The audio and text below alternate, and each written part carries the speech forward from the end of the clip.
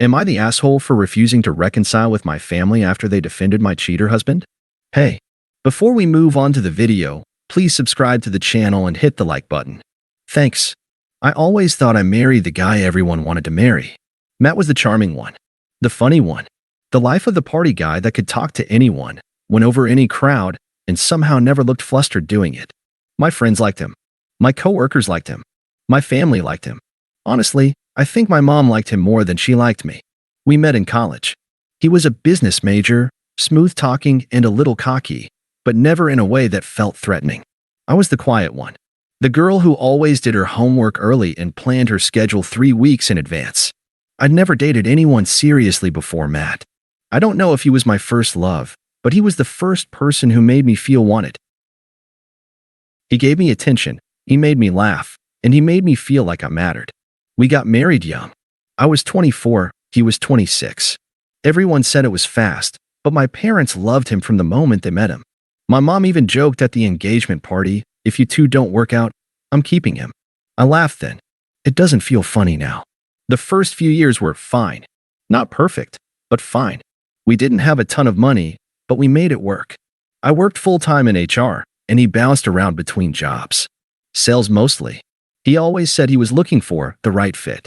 He brought in some commission here and there, but the consistency wasn't there. Still, I didn't complain. He was trying. He'd take me out when we could afford it, surprised me with small gifts sometimes, and when I had a health scare 2 years into our marriage, he sat by my side in the ER all night holding my hand. I clung to that version of him, the one who stayed, the one who showed up.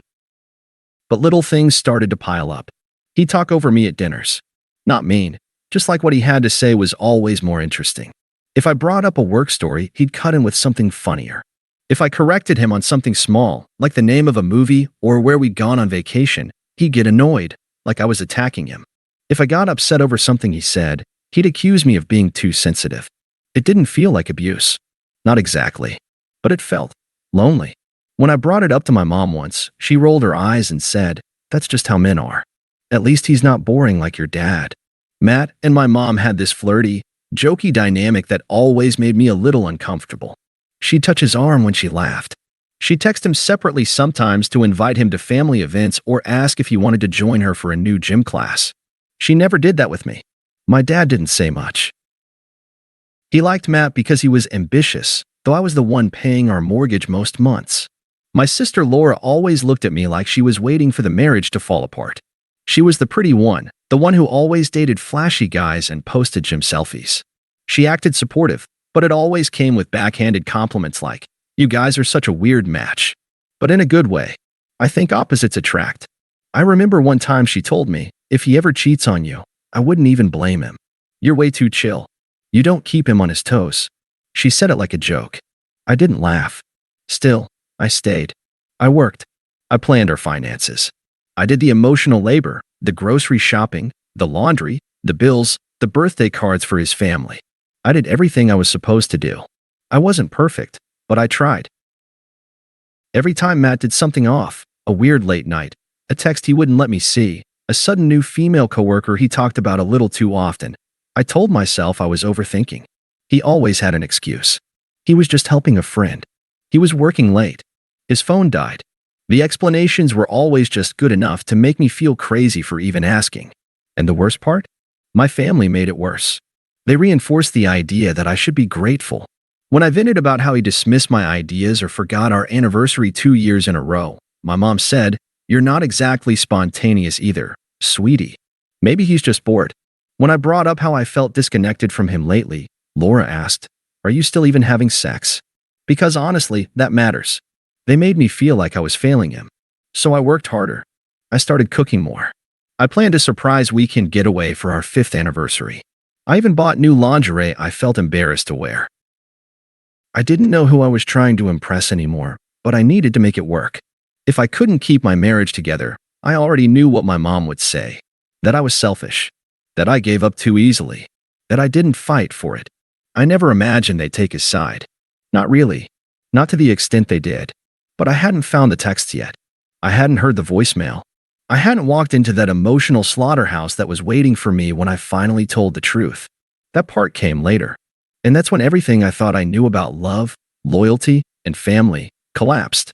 I wasn't even trying to catch him. I wasn't snooping or setting traps or following some gut instinct that screamed something was wrong. It started with a charger. That's it. Matt had been using my laptop for a Zoom call earlier in the day. When I got home from work, my charger was missing. He wasn't home yet, so I checked around and eventually found it plugged into his tablet on his desk. When I unplugged it, the tablet screen lit up. No passcode. It was just open. And there it was. The home screen had messages. I wasn't going to look. I told myself to walk away. But my eyes caught one name repeated at the top of the notifications. Jess, with a heart emoji. And the first line of the message preview said, "Last night was perfect." I don't even remember picking the tablet up, but I know I did. I opened the thread. I read it. All of it. He'd been seeing her for months. They had pet names. Inside jokes. He told her things he hadn't told me. He told her I didn't understand him. That I was too uptight. That I didn't appreciate what he brought to the marriage. She sent him pictures. Some were graphic. He sent them back. And I just stood there in our living room, holding this glowing rectangle, feeling my entire chest go cold. There was no doubt. No gray area. No room for explanations. This wasn't emotional confusion or an accidental kiss or some drunken mistake. This was a second life. A second relationship. One where I didn't exist, or worse, existed only as the obstacle. I don't know how long I stood there. I didn't cry. I didn't scream. I just shut the tablet, put it back, and sat on the couch.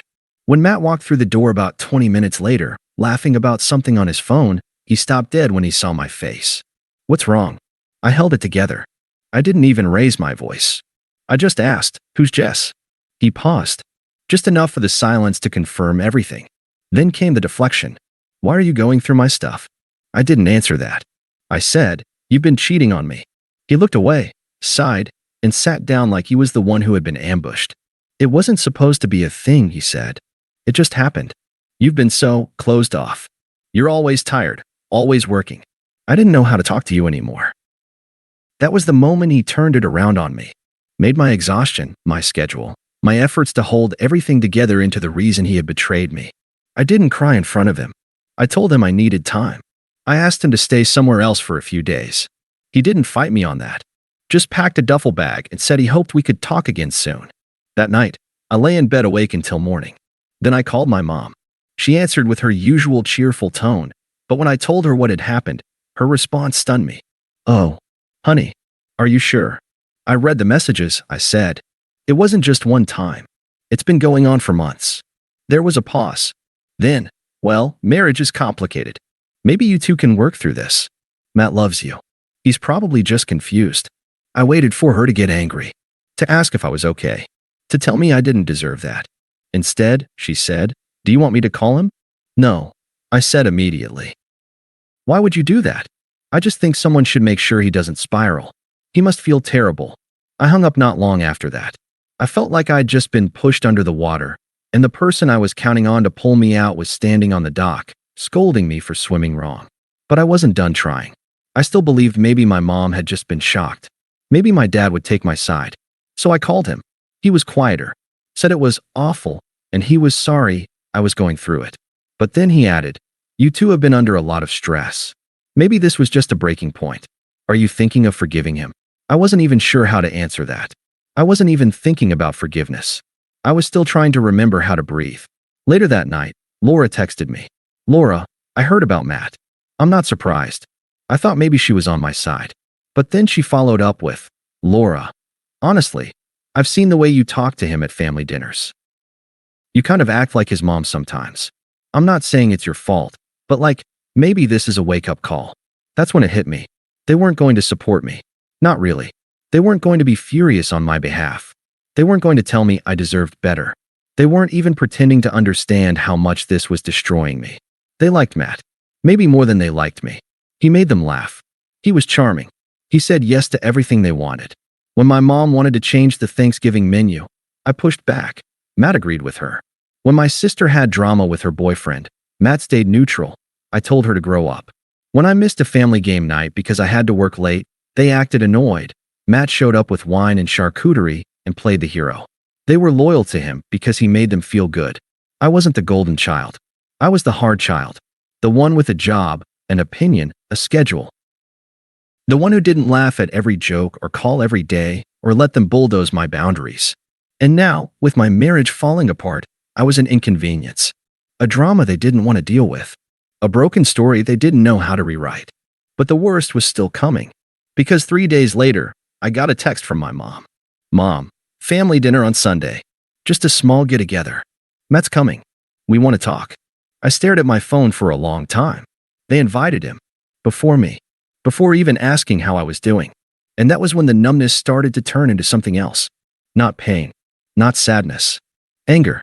I didn't respond to my mom's text right away. I didn't know how. What do you even say to that? Hey, thanks for inviting the man who cheated on me to dinner. I'd love to show up and be told how I'm the problem. But after a couple days, I started thinking maybe I needed closure. Maybe they did want to support me and just didn't know how. Maybe they invited Matt to confront him, to make him answer for what he did. I still wanted to believe that my family, wouldn't just throw me away because he was more fun to have at the table. So I said yes. I told my mom I'd come. She replied almost immediately with a smiley face and so glad. We all want to move forward. That phrase made something in my chest clench. We all want to move forward. Not I'm sorry this happened to you. Not we're here for you. Just forward. Like nothing happened. Sunday came. I almost didn't go.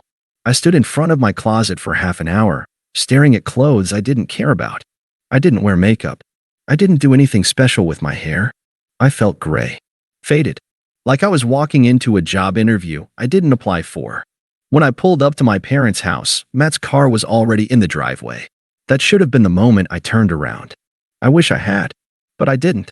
Inside, everyone was already gathered. My mom, my dad, my sister, and Matt, sitting at the dining table like this was some casual Sunday meal. My mom got up and hugged me like nothing had happened. Matt gave me that stupid half smile he always used when he was trying to look sad but still wanted to win. No one asked how I was doing. No one looked particularly concerned. We sat down, and my mom passed around bowls of salad like this was a family cookout. Small talk started. Matt commented on a show he and my sister had been watching. My dad made a joke about politics. I just sat there, listening, waiting for the part where they acknowledged why we were really there. It didn't come. Not until I said something. So, I finally asked, why did you invite him? Everyone went quiet. My mom looked at me like I was being rude. We thought it'd be good to get everything out in the open, she said. Air things out. You're clearly hurt. But Matt wants to make things right. Matt jumped in, nodding. I know I messed up. I'm not going to deny that. I made a huge mistake. But I love you. And I don't want to lose everything over one bad decision. He looked directly at me, his voice full of fake regret. We had something real. And I still believe in that. I think we can come back from this if we both want it. He was playing a part. I could see it. He wasn't even nervous. He was performing. And everyone was eating it up. My mom patted his arm. See? He's not a monster. He just messed up. I stared at her. Do you even care what he did? Or is this just about keeping the family peace? My sister chimed in, already defensive. It's not about taking sides. It's about not throwing away a whole marriage over one mistake. One mistake. I repeated. He was seeing another woman for months. He lied to me. He gaslit me. He made me feel like I was crazy when I knew something was off. Matt raised his hands. I already admitted I was wrong. What more do you want from me? Blood. I turned to my dad. And you? Do you think I should just forgive him and move on? He looked uncomfortable. I think people can change. And I think there's something to be said for grace. For healing. So that was it. That was what they brought me here for. Not to support me. Not to help me through a betrayal. They brought me here to fix it. To smooth it over. To slap a bandage on it and pretend it never happened. Because Matt was the good one. The one they liked. The one who didn't rock the boat. I was the one who made things hard by not forgiving. By being hurt. By not letting it go. My hands were shaking under the table. You're all so quick to forgive him. But where's your concern for me? Where was your outrage when I told you what he did? Where was your support when I was crying on the bathroom floor at 2 a.m? My mom frowned. We didn't want to escalate things. We thought you might cool down and see the bigger picture. Oh, I see the bigger picture now, I said quietly. I stood up. No one followed. Matt looked stunned. Like this wasn't how it was supposed to go. My mom stood too. She reached for my hand. Honey, please don't make this into a scene. We're trying to help you. I pulled back. You're not helping me. You're helping him. Because he's easier to deal with. Because he doesn't make you feel uncomfortable. No one said a word. I looked at all of them. My mother. My father. My sister. The man who cheated on me. And in that moment, I realized I didn't recognize a single one of their faces. You can all stay friends with him if you want. Invite him to every holiday. Put him in the family group chat. But don't expect me to sit at that table again and pretend I matter. I see where I stand now. I turned and walked out. No shouting. No tears. Just silence. They didn't follow me.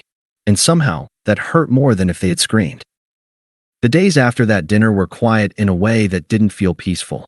I went back to the apartment I'd rented short-term from a friend of a friend. It was tiny, barely furnished, and the walls were so thin I could hear the guy upstairs sneeze. But it was mine, and it didn't have Matt in it. That was the only thing that mattered. I thought walking away would bring me relief. It didn't. It brought silence. Empty text threads. Family chats I left muted. Nights where I sat on the floor and stared at the wall for hours because I didn't have the energy to do anything else. Nobody followed up. Nobody from that dinner checked in. Not my mom. Not my dad. Not even Laura, who usually couldn't go a week without some passive-aggressive comment. It was like I'd been quietly voted off the island. I didn't tell many people at work what was going on, just that I was going through a divorce. A few of them were kind. One coworker, Jenna, started bringing me an extra coffee in the mornings without asking. I never said thank you out loud, but I almost cried the first time she did it. I filed for divorce 2 weeks after that dinner. Matt didn't contest it. He didn't fight. He didn't beg. He didn't even try to win me back, which just confirmed everything. He didn't want me. He wanted the version of me who hosted dinners, smiled politely, and made his life easier. The version who played along. He didn't reach out again after the papers were signed. But my family did. It started small. A Facebook tag from my mom. Some old throwback photo of me and Matt at a family barbecue, with a caption like, "Back when things were simple." I didn't respond. A week later, Laura texted, "I heard the divorce is final. Does this mean you're going to stop punishing everyone now?" I didn't respond to that either. Then came the real message. The one they probably spent hours drafting in the group chat before deciding it would sound better coming from Mom. "Mom, hi sweetheart. I know things have been difficult lately, and I just want you to know that we all still love you. We may not have handled things perfectly, but we were trying to protect the family. Matt made mistakes, but so did you. Maybe it's time to put it behind us and start fresh. Why don't you come by this weekend? Just us girls." I stared at the screen for a long time. There it was.